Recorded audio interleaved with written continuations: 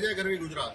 અમે આમ આદમી પાર્ટીના સાથીઓ આજે ગુજરાત યુનિવર્સિટીના કેમ્પસમાં જે સ્પોર્ટ્સ કોમ્પ્લેક્સ બનેલું છે, ખૂબ મોટો વિશાળ સ્વિમિંગ પુલ અહીંયા લગભગ છેલ્લા 6-7 વર્ષથી તૈયાર છે, પણ આજ સુધી કોઈ અહીંયા સ્વિમિંગ કર્યું હોય એવો દાખલો અહીંયા નથી। અહીંના સ્ટાફે પણ અમને જણાવ્યું। ગુજરાતની કરુણતા ફક્ત ને ફક્ત ફોટા પડાવવા માટે, ટાઈફાઓ કરવા માટે અને ભ્રષ્ટાચારનું મોડેલ વિકસિત કરવા માટે આ થઈ રહ્યું છે। આપે જોયું હશે સીપ્લેન થોડો ટાઈમ બન્યું, કડર બુશ હેલિકોપ્ટર, જીપલાઇન, અને અત્યારે નદીમાં જે પેલું રિવર ક્રુઝ ચાલે છે એ પણ બંધ થવાની તૈયારીમાં છે। આટલું મોટું આ ગુજરાતના વિદ્યાર્થીઓના વિકાસ માટે, કલા, સંગીત, રમતગમત માટેની જે પણ વ્યવસ્થા ઊભી થાય છે, તો એનો લાભ કોઈ વિદ્યાર્થી સુધી પહોંચતો જ નથી। 7 વર્ષથી કેટલા રૂપિયા આમાં બજેટમાં લઈને કેટલા રૂપિયાની ભાગ બટાઈ કરીએ છીએ એ તો ખબર નથી, પણ આજ સુધી આ વિદ્યાર્થીઓને કોઈને આનો લાભ મળ્યો નથી।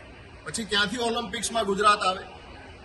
ભવિષ્યની વાતો કરીને મોટા મોટા ખર્ચા કરવામાં આવે છે। ભ્રષ્ટ ભાજપની સરકારને, આના સત્તાધીશોને અમારી વિનંતી છે કે આ સ્વિમિંગ પુલ કોના માટે બનાવ્યો છે, આનાથી આજ સુધી કોને ફાયદો થયો અને આ કોમ્પ્લેક્સનો અત્યારે શું ઉપયોગ થઈ રહ્યો છે તે અંગે જનતાને જાણ કરવામાં આવે અને પ્રજાહિતમાં વિદ્યાર્થીઓના સ્વસ્થ શરીર માટે, એમની પ્રગતિ માટે, એમના કૌશલ્યના વિકાસ માટે મોટી મોટી ગુલબાંગો પોકારવાની બંધ કરી અને ખરેખર આજે પ્રજાના પૈસે બનાવ્યું છે, પ્રજાના પરસેવાની કમાણીમાંથી જે ટેક્સ આપ ભેગો કરો છો એના પૈસા અહીંયા જે વપરાયા છે અને છેલ્લા 6-7 વર્ષથી આનો કોઈ ઉપયોગ નહીં થયો। અને મને એવું લાગે છે આ જોતા, આપ અહીંયા વિડીયો જોશો ત્યારે ખ્યાલ આવશે કે અંદર પાણી ભર્યું છે અને પાણી કાઢવા માટે મોટરનો ઉપયોગ થઈ રહ્યો છે।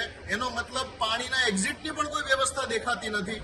આ કયા પ્રકારનું એન્જિનિયરિંગ છે તેનો પણ ખુલાસો અહીંયા કરવામાં આવે અને ગુજરાતની જનતાને પણ વિનંતી કે આપણા પૈસાનો જે દુરુપયોગ થઈ રહ્યો છે અને ભ્રષ્ટાચાર કરીને જે ઉત્સવોના તાયફા થઈ રહ્યા છે અને આપણું યુવાધન વેડફાઈ રહ્યું છે, આપણા વિદ્યાર્થીઓની, આપણા સંતાનોની, દીકરા દીકરીઓની કારકિર્દી સાથે જે ખિલવાડ થઈ રહ્યો છે એની સામે જાગવાનો સમય આવી ગયો છે। તો આવો આપણે સૌ જાગીએ। સત્તાધીશોને વિનંતી કે આનો જવાબ અમને મીડિયાના માધ્યમથી મળે। જય જય ગરવી ગુજરાત।